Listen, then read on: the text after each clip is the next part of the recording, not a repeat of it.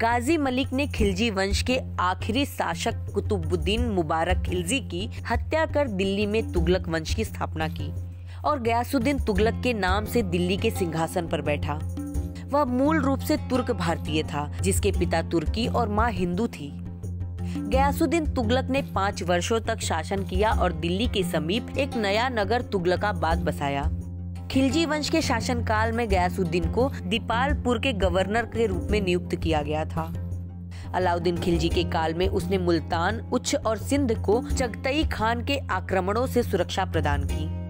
गयासुद्दीन तुगलक पूर्णतः साम्राज्यवादी था। 1321 ईस्वी में गयासुद्दीन ने वारंगल पर आक्रमण किया, किंतु वहां के काकतीय राजा प्रताप रुद्रदेव को पराजित करने में वो असफल रहा।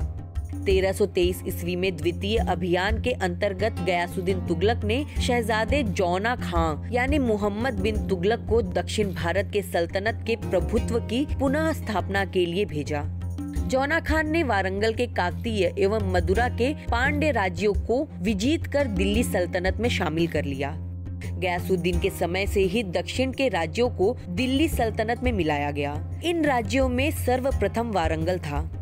गयासुद्दीन जब बंगाल में था तभी सूचना मिली थी कि जौना खान यानी मोहम्मद बिन तुगलक निजामुद्दीन औलिया का शिष्य बन गया है और वह उसके राजा होने की भविष्यवाणी कर रहा है। हिंदू जनता के प्रति गयासुद्दीन तुगलक की नीति कठोर थी।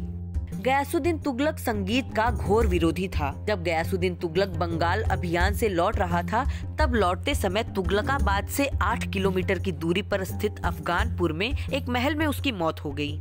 इतिहासकारों का मत है कि उसकी हत्या कर दी गई, जिसकी साजिश में उसका बेटा मोहम्मद बिन तुगलक शामिल था।